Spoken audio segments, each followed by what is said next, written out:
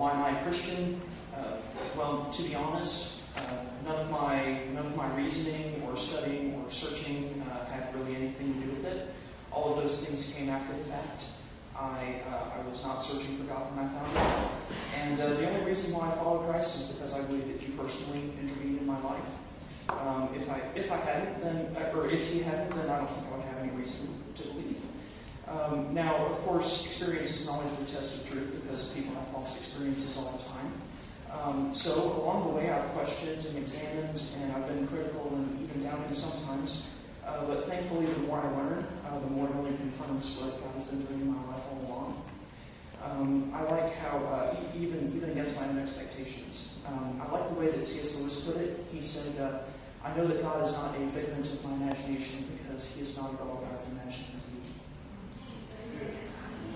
My name is Caleb Edmund, and I'm a Christian because I believe that religion, in the broad everyday sense of the term, is what that most everyone thinks of as humanity attempting to reach God, trying to get the supreme Lord of the universe who made it everything within. But Christianity is that same supreme Lord of the universe getting at us. See, it's not so much religion as it is relationship.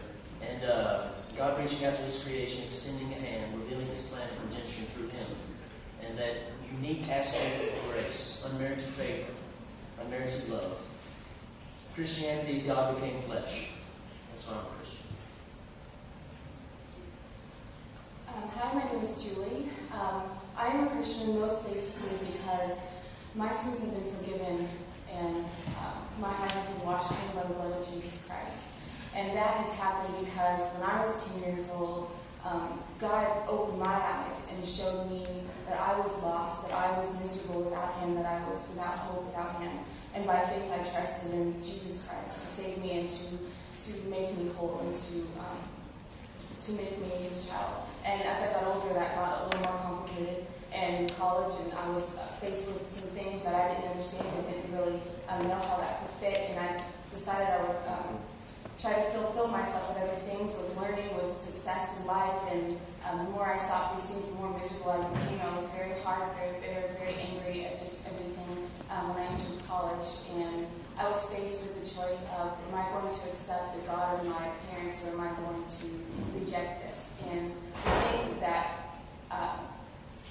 turned my heart was I knew that God was real because I saw Him in people around me, and I saw Him in my parents, I saw Him in my family, in my church, and there was no doubt in my mind. But the question was, why isn't He real in my heart? And it was because I had not surrendered to Him. I had not allowed Him to fulfill me, to change me, to help me. And God, it just seemed like circumstances in my life brought me to the end of myself, and I just turned it all over to the Lord, and He has just filled me with a peace that I've never known, and a peace that never could come from anything else. And I don't regret it for the world, and will never trade it for the world. My name is Mark Denman, and I believe what I believe is not on my own thinking. I came to a point in my life when I was about 14, 15 years old. I turned everything this world had offered: drugs, sex, alcohol, pornography. I was in trouble with school. I was expelled. I was in trouble with the law, my parents. I was in trouble with everybody that you could ever imagine. Even my friends, they disowned me just for the lifestyle I lead. And I just cried out, and I was like, man, there's got to be something, because all these doors are closing. I tried everything that you can imagine, and those doors kept closing one after another.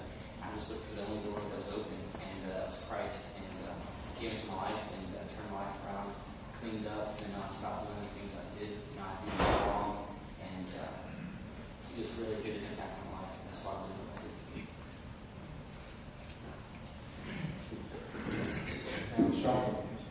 My name is Brian. I'm an atheist, and I think probably about a quarter of y'all out there actually know me, it seems, but and people on both sides, to be fair. But the reason I'm an atheist, I actually grew up Methodist. I grew up, though, all around the world, so I went to a lot of different churches. I was exposed to a lot of different religions. But the deal is that I never really believed that. Even as a kid, the whole religion thing, none of it made sense. It was no different than like Santa Claus, the Easter Bunny, or anything like that to me. And when I grew up, when I actually started going to school, or like high school, you start actually thinking about things and analyzing things for yourself.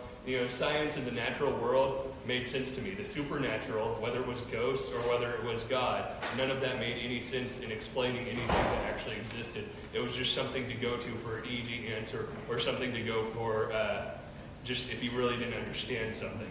But instead, I decided that it was more logical for me to seek a natural explanation, to go out and look for real information and real knowledge. And that's what led me to atheism, just as a whole. My name is Matt. I was raised Methodist, like Brian. I eventually came to a point where I was studying other religions, and they all seemed exactly the same, all promising the same things. And I started to study science more and realized that I try to come from a logical standpoint, and there is not enough evidence, in my opinion, to support the idea of an all-knowing, all-seeing, all-powerful God. The religions just don't check out to me, so I just walked away from it. I don't see a need for it in my life. That's just me, I guess. But more people need to be told that there is another option, and that's why I'm here. Hi, my name is Kimberly. I actually grew up kind of in a split family. My parents are both married, but one is more of a skeptic atheist, and one is pretty, not fundamentalist Christian, but very into the Christian lifestyle. And so I grew up with a bunch of different fights between my parents, both sides telling me that they were right and that the other side was wrong. And so I didn't grow up, with just, one mindset and then I just tried to rebel against it. I feel like I grew up with, both sides of the equation, both sides of the argument.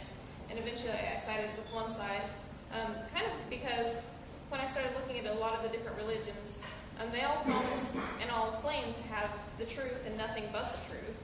And all of them claimed that with no room for any error, no room for, anything. They didn't say that they could be wrong in any way. And so if everyone to me said that they were right and that everyone else was wrong, I kind of thought that there was no real reason to believe anyone over the other one. And so I figured that none of the religions, at least that are out there, are true.